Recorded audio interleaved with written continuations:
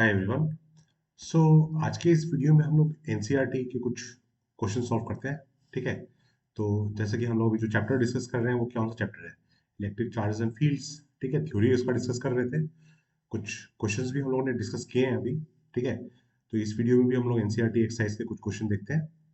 तो पहला क्वेश्चन है आपका क्वेश्चन नंबर 1.12।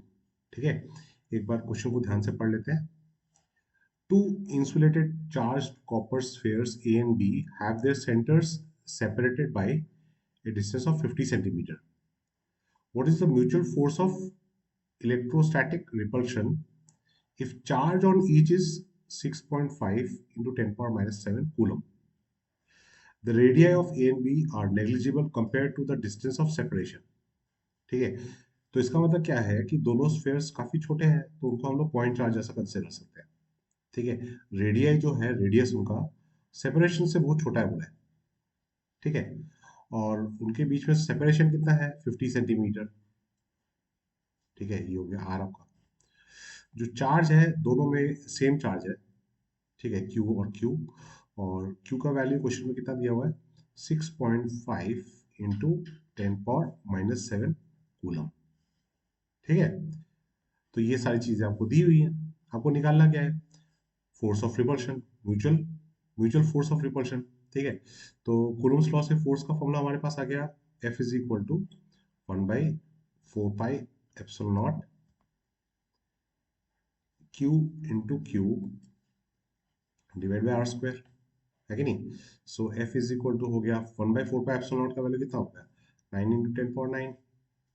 फिर 6.5 इंटू 10 पावर माइनस 7, इसका स्क्वायर ले सकते हैं, है कि नहीं? 50 सेंटीमीटर मतलब 0.5 मीटर। ठीक है, इसका स्क्वायर। ठीक है।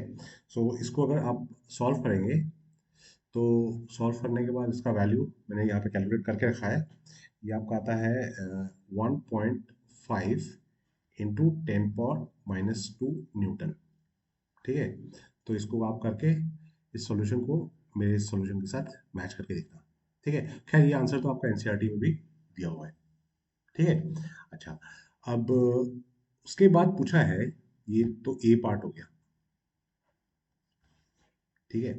बी पार्ट में क्या पूछा है? What is the force if each sphere is charge double the above amount. ठीक है, double the above amount and the distance between them is half. Distance between them is half. ठीक है। तो देखिए, यहाँ पे तो ये फोर्स F है, तो नया जो फोर्स होगा वो हो गया F dash is equal to 1/4 pi epsilon nought. तो पहले था, अभी भी वही तो है। ठीक है। चार्ज को डबल किया है, तो मतलब 2Q into 2Q and the distance between them is half, तो मतलब R/2 स्क्वायर। ठीक है। तो ये जो टर्म था, ये पूरा चीज F था, इसको हम लोगों ने F लिखा था। ठीक है। तो F डैश इक्वल टू क्या हो जाएगा? ये 2 टू द 4 और यहाँ से 4 एक ऊपर आ जाएगा, तो 16 times 1/4 pi epsilon nought Q square by R square, है कि नहीं? और ये जो क्वांटिटी है, ये क्वांटिटी हम लोग निकाल चुके हैं। ये कितना है? 1.5 इंटू 10 पावर माइनस 2 न्यूटन। तो जो नया फोर्स होगा वो 16 टाइम्स ये फोर्स होगा, तो मतलब F dash will be equal to 16 times 1.5 into 10 power minus 2 newton. ठीक है, ये हो गया पार्ट बी। ठीक है। अच्छा, अब इसके नेक्स्ट वाला पार्ट जो है, मतलब क्वेश्चन नंबर 1.13, वो मतलब 1.12 पे बेस्ड ही है। Suppose the spheres A and B in exercise 1.12 have identical sizes.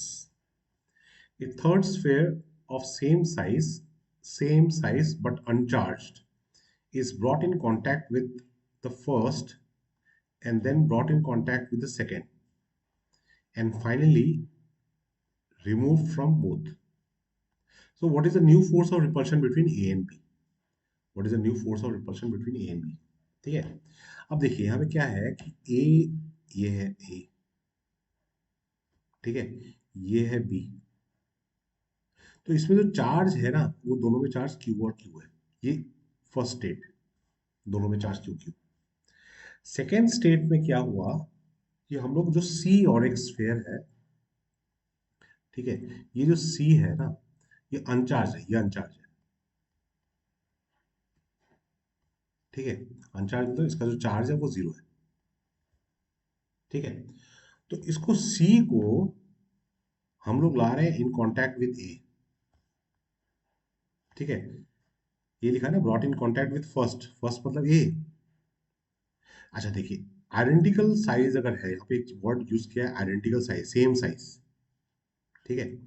तो अगर साइज सेम होता है ना, तो अगर दो स्फेयर्स सेम साइज के हैं और उनको अगर आप कांटेक्ट में लेके आ रहे हैं, तो जो चार्ज हो ना वो इक्वली डिवाइड हो जाएगा, ठीक है। इक्वली डिवाइड मतलब total charge divide by two हो जाएगा, ठीक है। अब सी में तो चार्ज है नहीं, सी में इनिशियल चार्ज जीरो है, ठीक है। तो अब जब सी और ए को आप कांटेक्ट में लाएंगे तो अब क्यू टोटल क्या हो जाएगा, क्यू टोटल जो होगा वो हो जाएगा Q plus zero, Q plus zero. तो हमेशा क्या होगा ना, ये टोटल चार्ज ना इक्वली डिवाइड होता है, टोटल चार्ज इक्वली डिवाइड होता है। तो मतलब अभी जो सी है, सी सी में जो चार्ज हो जाएगा वो कितना हो जाएगा, total charge divide by two होगा ना, दोनों में इक्वल होगा, ठीक है। तो सी में चार्ज कितना हो जाएगा, क्यू बाई टू, क्योंकि ये क्यू टोटल चार्ज क्यू है, क्यू। तो मैं क्या बोला, total charge is always divided equally between the two bodies which are brought in contact provided they have same size, यहाँ पे आइडेंटिकल साइज बार बार बोला है, ठीक है। तो सी में चार्ज कितना होगा, क्यू बाई टू। ए में चार्ज कितना होगा, क्यू बाई टू, ठीक है। तो अब थर्ड स्टेज, अभी थर्ड स्टेज में सी में चार्ज कितना है, क्यू बाई टू। और सी को किसके कांटेक्ट में ला रहा हूँ, is brought in contact with the second, मतलब सी को अब कांटेक्ट में ला रहे हैं विद बी, मगर बी में कितना चार्ज था, क्यू। तो अब फिर टोटल चार्ज क्या हो जाएगा, जो टोटल चार्ज होगा वो Q by two plus Q होगा, ठीक है। So that is equal to three Q by two, three Q by two, ठीक है। तो अब क्या होगा, जब ये सी को बी के साथ कांटेक्ट में ला रहा हूँ, तो ये टोटल चार्ज फिर डिवाइड बाई टू होगा, ठीक है। तो अब जो क्यू बी में जो चार्ज बचा रहेगा वो कितना होगा, क्यू बी में अब चार्ज हो जाएगा थ्री क्यू, मतलब इसका आधा हो जाएगा, ये चार्ज टोटली दो सी और बी के बीच में आधा आधा आ जाएगा ना, तो थ्री क्यू बाई फोर हो जाएगा।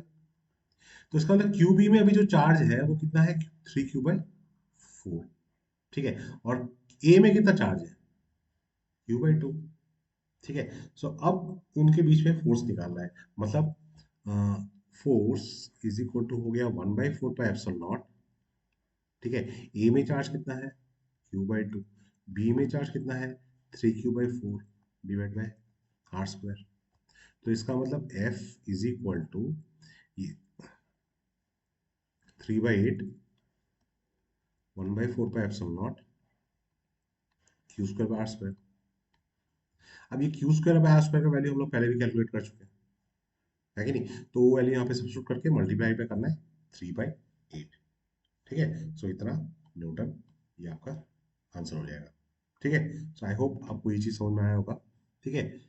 खाली यहाँ पे जो नया कॉन्सेप्ट है क्वेश्चन 1.13 में यही है कि अगर आइडेंटिकल साइज है, ठीक है, दो चीजें हैं और उनका साइज आइडेंटिकल है और इनको आप कांटेक्ट में ला रहे हो, तो जो टोटल चार्ज होगा दोनों में मिलाकर, जो टोटल चार्ज होगा वो दोनों में आधा आधा हो जाएगा, it will be equally divided, ठीक है।